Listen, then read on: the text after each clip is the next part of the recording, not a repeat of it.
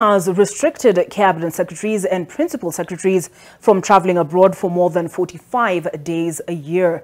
Further, no official will be allowed to be out of the country for more than 7 days in a row. Martin Mwangi with the details of the latest effort in pursuit for austerity. In a bid to minimize the cost of foreign trips for public servants, President William Ruto has issued new guidelines in regards to the same. In a letter from the Chief of Staff and Head of the Public Service, the President has directed that Cabinet Secretaries, Principal Secretaries, Chairpersons and Chief Executive Officers of state corporations will only be allowed to be away from the country for a maximum of 45 days a year.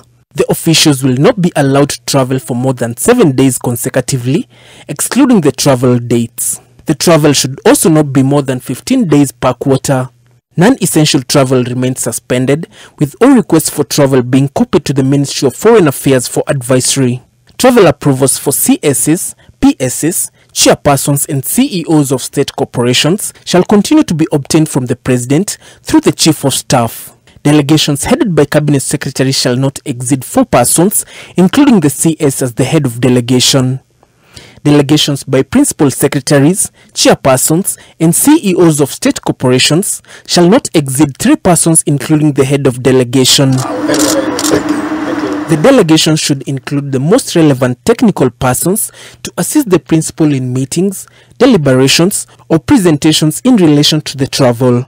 Personal assistant and security personnel will not be approved for travel except the assistance to people with disability. The Deputy President and the Prime Cabinet Secretary are exempted from this requirement. The officials are only required to attend policy-related meetings, events or activities. Complete travel applications shall be submitted on or before 7 working days prior to the date of travel. Applications received after 5 p.m. on the deadline date, as well as incomplete applications, will not be processed. The application shall include an invitation letter addressed to each applicant by name, outlining roles to be played and whether the activity is fully or partially sponsored, a program for the proposed event, written communication from the head of procurement unit on the air ticket cost for all members of the delegation, written confirmation from the head of finance unit on the total expenses of the delegation, salaries review commission approved rates for the country of travel, and a copy of the application shall also be made to the Ministry of Foreign and Diaspora Affairs. Mr. President, how are you? The President's directives come as he himself has made a total of more than 30 foreign trips since taking office, a number higher than his predecessor Uhuru Kenyatta did in the same period of his presidency. Martin Mwangi, NTV. How are you?